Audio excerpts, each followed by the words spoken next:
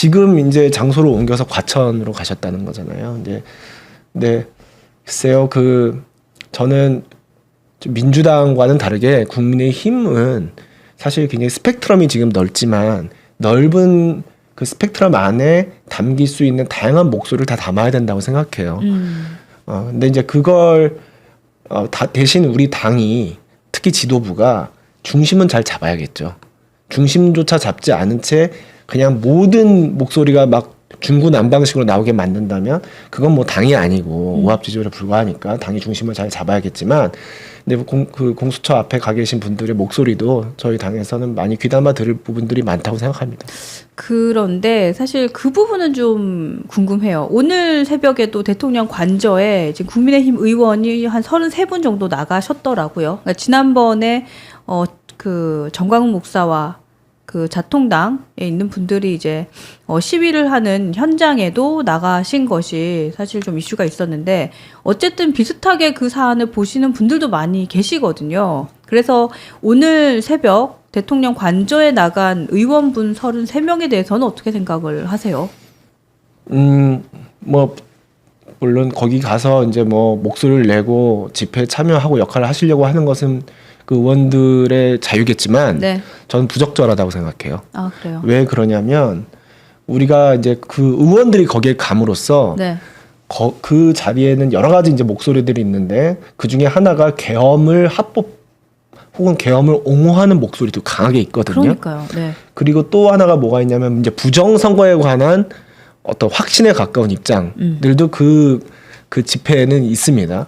근데 이제 국민의힘 의원들이 거기 그 장소에 가면 실제로 본인들 의사가 그렇든 그렇지 않든 계엄 옹호 혹은 이제 부정선거가 존재한다라는 입장을 국민의힘도 가진 것으로 비춰질 수가 있어요. 그렇죠. 실제로 본인들이 안 그렇다 하더라도 네네. 그렇게 비춰질 수 있는 것만으로 지금 국민의힘의 전체적인 입장이 그쪽으로 경도되는 것 같은 모양새를 보이는 게 위험하죠. 그리고 계속 그렇게 어떤 광장의 열기, 그 굉장한 어떤 분열의 에너지 사이에 우리가 휘말려 들어가면 네. 동화가 되는 거예요.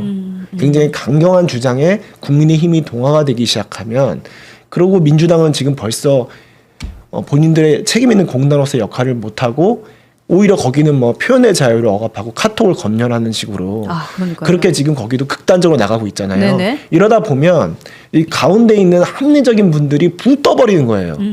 그래서 이렇게 되면 우리 국민의힘이 능히 그분들을 대변 같이 해야 되는데 같이 못하는 사태가 발생하는 거죠. 그래서 좀 부적절하다고 생각해요. 사실 저도 그런 생각을 했어요. 요즘에 뭐 그 권성동 원내대표 그리고 권영세 비대위원장 두 분의 리더가 참 곤욕스럽겠다라는 생각이 들어요. 왜냐하면 여기도 그렇고 저기도 그렇고 너무 상반된 목소리를 내는 두 집단이 함께 공존하고 있는 게 국민의힘이다 보니 사실은 이렇다 하게 명확하게 당의 입장을 밝히는 게 되게 부담스럽겠다라는 생각도 들고 사실 그래서인지 제가 이 방송 들어올 때까지도 보니까 국민의힘에서는 대통령의 체포 이 초유의 사안에 대해서 아직까지 입장 표명이 없습니다. 예. 네, 아직 없어요. 그러니까 근데 저는 그걸 이제 전략적 모호성이라고 이렇게 말씀하시는 분들도 계시더라고요. 아, 근데 그거 좀 비겁한 거 아닌가요? 예, 저는 반대로 생각해요. 그러니까 전략적 모호성보다는 네. 확실한 입장 정리가 오히려 국민의힘 지도부가 곤혹스러운 상황에서 탈피할 수 있게 도와줄 것이라고 생각합니다. 계엄에 대한 확실한 입장. 네. 뭐 예를 들어서 그 현재 공소처에 의해서 진행되고 있는 이 수사 과정에 대한 확실한 입장. 영장 집행 자체도 그러면 저지에 마땅한 건지 이거에 대한 입장을 명확하게 밝혀야 되는 거예요. 그렇죠. 공수처의 수사가 부적절하다. 네. 이거 위법성이 있다. 얼마든지 얘기할 수 있습니다. 제가 아까 저도 말씀드렸다시피 수사권 문제는 저도 아무리 봐도 아니라는 말씀 드렸잖아요. 하지만 법원이 발부한 영장이에요. 근데 그것도 중앙지법이 아니라 서부지법이 발부한 영장이라는 측면에서 조금 갸우뚱하는 측면이 있죠. 아, 그렇죠. 하지만 합법적인 거예요. 부적절할 수는 있어도 합법인 겁니다. 그럼 합법적으로 발부된 영장을 집행하는 걸 거부하는 게 정당화되느냐에 대한 지도부의 명확한 입장이 필요한 거예요. 이런 입장 정리들을 해줬을 때 여러 가지 다양하게 퍼진 지금 국민의힘의 그 폭넓은 스펙트럼에 담긴 그 이야기들이 어느 정도 하나의 그 구심력을 가지고서 이게 응집될 수 있지. 그렇죠. 이대로 그냥 내버려 두면 그냥 계속 퍼진 상태로 있는 게 아니라 극단화된 목소리로 더 쏠린다는 거죠. 그러니까 지금 레드맨님께서도 이런 글을 주셨어요. 전략적 모호성은 비겁한 거죠. 숟가락 얹기죠. 이런 얘기 주셨고, 저는 이제 요즘의 일련의 상황 그리고 오늘 아침에 있었던 이슈까지도 보면서 어떤 생각을 했냐면, 만약 한동훈 대표가 지금까지도 당대표로 당의 지도부로 있었다면 이 사안에 대해서 어떤 발표를 했을까라는 생각도 좀 들었어요. 어떤 발표했을까요? 지금 제가 드리고 있는 말씀 비슷하게 다 했겠죠. 그렇죠. 예, 그 지금 국민의힘이 그럼 왜 이렇게 계엄의 바다, 그러니까 예를 들어서 탄핵에 찬성한 분들도 계시죠, 의원들 중에서는. 그리고 지금 집회에 나가서 이제 정광훈 목사와 같이 있는 분들도 계시죠. 이 사이에 지금 간격이 너무 넓어져 있잖아요. 이 넓은 간격에 드넓은 계엄의 바다가 펼쳐져 있는 거예요. 그러면 이 상황 속에서 우리가 지금 다 표류하고 있는데 한동훈 대표가 지금 여전히 있었다면 그 사이에서 방파제 역할을 했을 거라고요. 어느 한쪽으로 휩쓸려가는 걸 막는 역할을 했을 거란 말이에요. 그래서 우리가 최소한 합의할 수 있는 보수 정당으로서 우리가 지켜야 되는 가치와 정신만큼은 지켰을 거란 말이에요. 지금 그게 제대로 지켜지지 않은 상태로 지도부가 입장 표명, 입장 정리가 되지 않은 상태로 있다 보니까 방파제 없이 그냥 휩쓸리는 거예요. 그게 지금 우리 정당의 가장 지금 국민의힘이 가지고 있는 굉장히 큰 위험 요소입니다. 공감 가는 것 같아요. 근데 이제 지금 뭐 이재명 대표는 입장을 냈습니다. 오늘 오전 국회에서 민주당도 비상의원 총회를 개최를 했는데, 이 자리에서 이재명 대표는 이제 신속하게 헌정 질서를 회복하고 민생과 경제에 집중할 때다, 뭐 이런 얘기를 했던데, 제가 이 내용을 이렇게 보면서 우리 2시에 우리 함은경 위원장님 오셨었거든요. 네. 이거 어떻게 생각하세요? 이렇게 말씀을 드렸더니 딱 한마디 하시던데요. 제가 이재명한테 하고 싶은 말입니다. 이렇게 얘기하시던데요. 본인이 들어야 될 말을 본인이 하고 있다, 이런 얘기를 하시던데, 글쎄요, 이 멘트에 대해서 한번 변호사님의 의견도 궁금합니다. 그냥 조기 대선을 대비한 중도 공략 작전 아닌가 싶은데 이재명 대표가 양면 전술을 펼치고 있어요. 양면 전술? 예.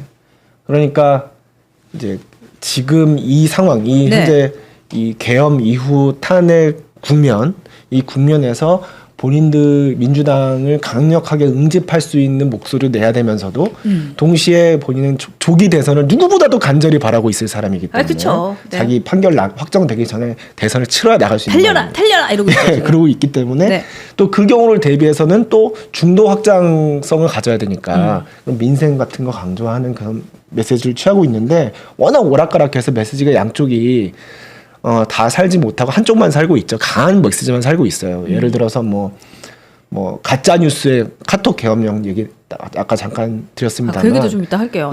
뭐 가짜 뉴스에 관한 강경한 입장 뿐만 아니라 이번에 민주당이 발의한 내란 특검법 안에 뭐 난데없는 그 우리 외교 안보, 국민의힘의 외교 안보 전략에 관한 그런 여러 가지 태클 같은 것들. 뭐 외환죄인가요? 그 외환죄도 말도 안 되는 게 북한은 우리 헌법상 외국이 아니에요. 우리 헌법상 한반도와 그 부속 도서는 다 우리 영토입니다. 그렇기 때문에 외환죄에 들어가지도 않아요. 근데 아무튼 그런 그것도 뭐 예전에 탄핵소추안에는 뭐 북중러 외교를 위태롭게 했다, 뭐 이런 내용도 들어가지 않았습니까? 이제 그런 식으로 본인의 감출 수 없는 극단적인 그 어떤 전체주의적인 극단적인 그런 발상이 있는 거예요. 이걸 얘기를 자꾸 하면서 중간중간에 저렇게 민생 얘기 이렇게 무슨 껴도 그게 먹히냐고요. 안 먹히는 거죠. 그러니까 요즘 마음이 많이 급할 것 같아요. 왜냐하면 지지율도 계속 박스권에 있잖아요. 그러니까 그것도 좀 그렇고, 이거 탄핵이 빨리 되고 대통령 빨리 구속하고 빨리 조기 대선을 하루라도 빨리 가야 되는데 이거 계속해서 시간이 가네. 엄청 여러 가지 생각을 하면서 마음이 조급한 것 같은데, 그렇게 다 보여지는 상황이 아닌가라는 생각이 드네요. 그 조급함이 이재명 대표와 민주당을 망치고 있습니다. 우리 그 조급함의 하나, 방금 외환죄도 얘기해 주셨는데, 우리 카톡 얘기 좀 할까요? 아직 그 카톡은 갑자기 이거 목미 이랬어요. 이거 목미. 그러니까 이제 카톡이 일단 참고로 말씀드리면 지금 뉴스엔진 구독자분들도 혹시 그 얘기 듣고 나도 고발당하는 거 아니야 이렇게 불안해하실 수 있는데 전혀 그러실 거 없습니다. 그거는 절대 범죄가 될 수가 없는 얘기들이에요. 좋습니다. 지금 뭐냐면 전용기 의원이 했던 얘기는 뭐냐면 뭐 카톡 일반인이라 하더라도 카톡상으로 뭐 내란 선전, 내란 선동과 같은 메시지를 돌리면 민주당이 받아서 고소고발하겠다 이런 얘기거든요. 그런데 내란 선전, 내란 선동이라는 걸 카톡 메시지 돌린다고 절대 그 혐의가 인정될 수가 없어요. 우리 훨씬 더 그 표현의 자유는 광범위하게 인정되고 있기 때문에 각자 여기 뉴스엔진 구독자분들도 가지고 계신 생각들 지인분들과 나누는데 전혀 거리낄 것 없습니다. 만약에 그것을 우리가 억눌러야 되는 세상이라면 네. 저부터 가만히 있지 않을 거고요. 지금 뭐 한동훈 대표도 절대 가만히 있지 않을 겁니다. 많은 분들이 가만히 있을 수 없는 일이니까 그건 일단 걱정하지 마시고. 그러니까 가짜 뉴스는 가짜 뉴스로 딱 알고 계셔서 너무 다행이고 사실은 가짜 뉴스를 양상하면서 진짜 사람들의 입을 틀어막는 거예요. 네, 틀어막는 거예요. 그러니까 지금 자기네들이 그러니까 12월 3일 이 계엄이 터지고 네. 민주당이 이 상황을 자기 정치적으로 유리하게 이용하려고 얼마나 노력을 했습니까? 그렇죠. 그런데 그게 오히려 역풍을 불렀잖아요. 그렇죠. 점령문 행세를 해서. 왜냐하면 선량한 국민들은 다 보이거든요. 그럼요. 그러다 보니까 이 마음이 급해지는 거예요. 그러다 보니까 자기네 탓을 해야 되는데 그걸 어려운 말로 내적 귀인이라고 해요. 나한테 탓을 돌려야 되는데 외적 귀인을 하는 거예요. 누구 탓을 하냐면 우리 국민의힘 그 당원들 보수 지지하는 선량한 시민들 탓을 해서 그분들이 헛된 가짜 뉴스를 돌려서 이게 지금 우리가 밀리고 있는 거야. 그러니까 그걸 형사 처벌을 해서 그 입을 틀어 막아야 돼. 라는 강경한 대응을 하는데 그게 이제 민주파출소라는 게 이제 그래서 나오잖아요. 네네. 그 민주파출소는 이재명의 민주당이 추구하는 제 생각엔 세상입니다.